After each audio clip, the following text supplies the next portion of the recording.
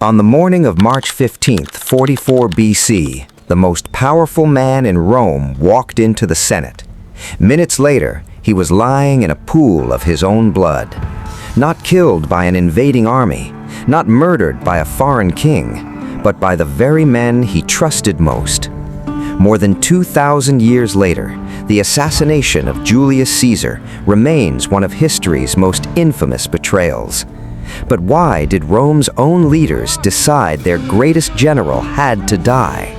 By 44 BC, Julius Caesar had become the most powerful man the Roman Republic had ever produced. After nearly 2 decades of brutal civil war, sweeping military conquests across Gaul and Egypt, and a series of political reforms that reshaped Roman law itself, he returned to Rome not just as a general, but as a legend.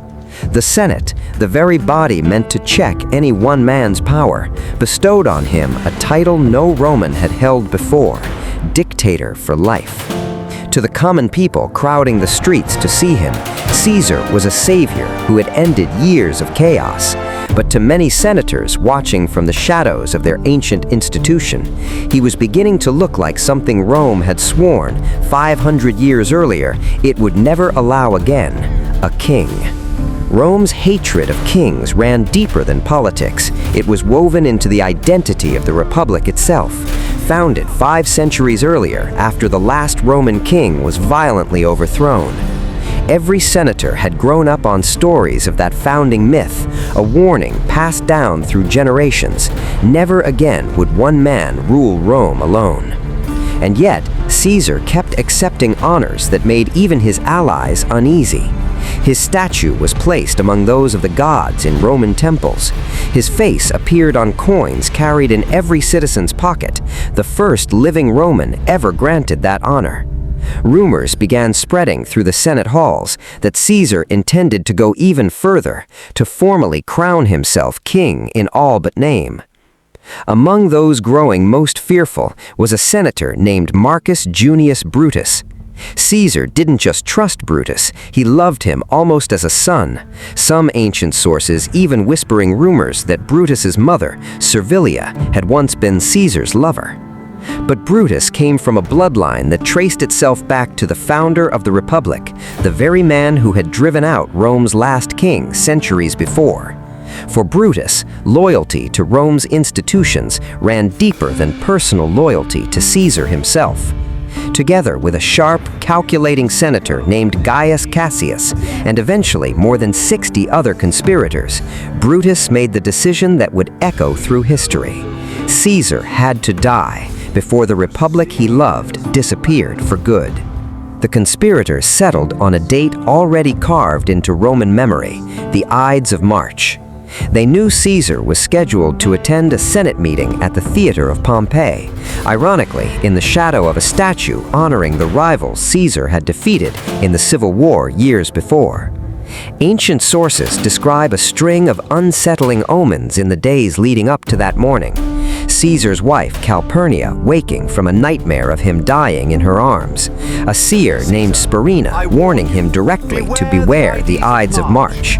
Sacrificial animals found without hearts during temple rituals. Historians today can't confirm how much of this is true and how much was added later by writers shaping a legend.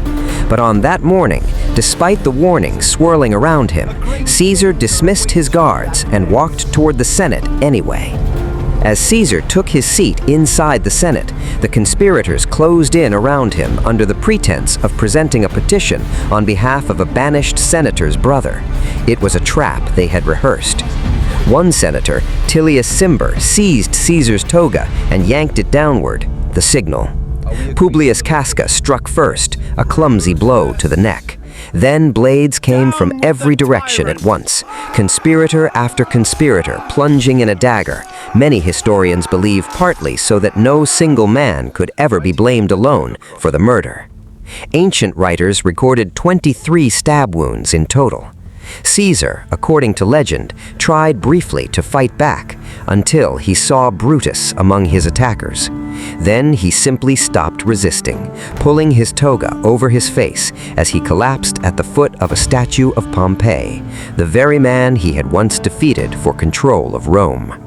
The phrase "et tu, Brutus," "you too, Brutus," is known today almost anywhere in the world. But historians studying the ancient sources cannot confirm Caesar actually said it. The line first appears centuries later, popularized largely through Shakespeare's play, rather than any contemporary Roman account. What ancient historians do agree on is the deeper truth behind those words. Brutus, the man Caesar trusted like family, was among those holding a blade. That single fact, betrayal by someone truly loved rather than a stranger or enemy, is what carved this assassination so deeply in human memory for 2,000 years. The conspirators believed they had just saved the Roman Republic from tyranny. Instead, they plunged Rome into over a decade of brutal civil war, as competing factions fought to fill the power vacuum Caesar left behind. Brutus and Cassius were eventually defeated in battle and took their own lives rather than face capture. Meanwhile, Caesar's 18-year-old adopted heir, Octavian, slowly and ruthlessly outmaneuvered every rival, including Caesar's former ally, Mark Antony. Within years, Octavian stood alone as the undisputed ruler of Rome, taking the name Augustus and becoming its first emperor. The bitter irony was complete. An assassination meant to preserve the Republic instead helped destroy it forever, replacing one powerful man with an entire dynasty of emperors that would rule for centuries. Julius Caesar's assassination remains one of history's most infamous political murders, not simply because it ended one man's life, but because it ended an entire way of governing Rome, replacing 5 centuries of republic with an empire that would shape the Western world for the next 2,000 years. The conspirators believed they were saving freedom.